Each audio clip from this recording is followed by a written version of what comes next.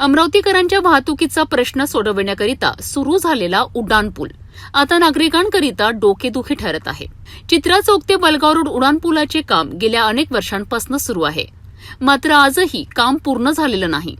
संथ गतीने सुरू असलेल्या या कामामुळे नागरिक, व्यापारी आणि वाहन चालक मोठ्या त्रासाला सामोरे जात आहे। पूरे आदमियों का हमारे पास ही ऐसा कि रमज़ान के टाइम से बंद करके रमज़ान के पहले से पूरा मेन सीज़न के टाइम पूरा उन्होंने बंद करके रखे ही है। जैसा अपने को पूरा दुकान वाले उनका किराया रहता है, दूसरे आदमियों का ये काशी जेब से दिन के पैसे हैं।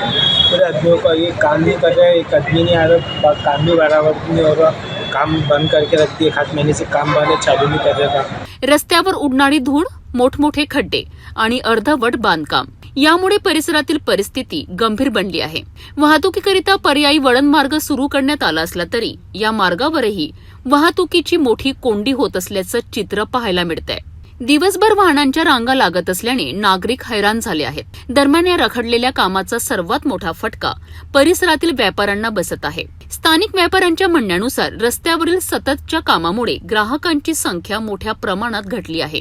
धुळीमुळे आणि वाहतूक कोंडीमुळे व्यवसायावर परिणाम होत असल्याची तक्रार व्यापाऱ्यांनी केली आहे। 1 महीने से यहाँ कोई लेबर नहीं, अभी छुट्टियों में चले गए, इलेक्शन में चले गए सब लोग, काम कुछ हो नहीं रहा। 2-4 जने काम करने वाले हैं। आपको तकलीफ 1.5 महीने से पूरा रास्ता बंद करके रख दिया, व्यापार का पूरा भंडारा हो गया हमारा। मुझे बहुत तकलीफ हो रही है, हमारे कस्टमर को तकलीफ हो रही है, हमको हो रही है, बाकी आम आदमी को तकलीफ हो रही है। यानी थोड़ा काम करते हफ्ते में, एक दिन काम करते, 3-4 दिन काम बंद रहता, तो इसलिए तकलीफ बहुत हुई है। तो आपकी मांग क्या है फिर?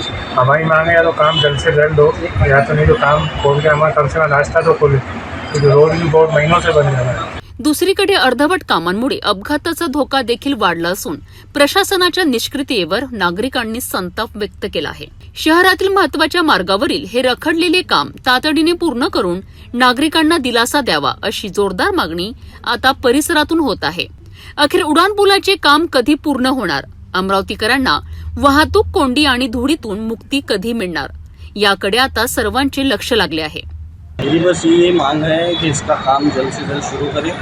और दूसरी ये बात है कि इसकी वजह से जो ट्रैफिक जाम हो रहा है, आम लोगों को तो तकलीफ हो ही रही है, लेकिन जो एम्बुलेंस यहाँ से चलती है उसको सबसे ज़्यादा तकलीफ होती है। इसकी वजह से पेशेंट को भी और उसके घर वालों को भी बहुत सारी परेशानियों का सामना करना पड़ा है। पूरा रोड ब्लॉक हो गया, आने जाने की इतनी तकलीफ, दिक्कत हो रही है कि आजू बाजू वाला को खड़े रह रहा तो कुछ बात सुनने नहीं आ रही।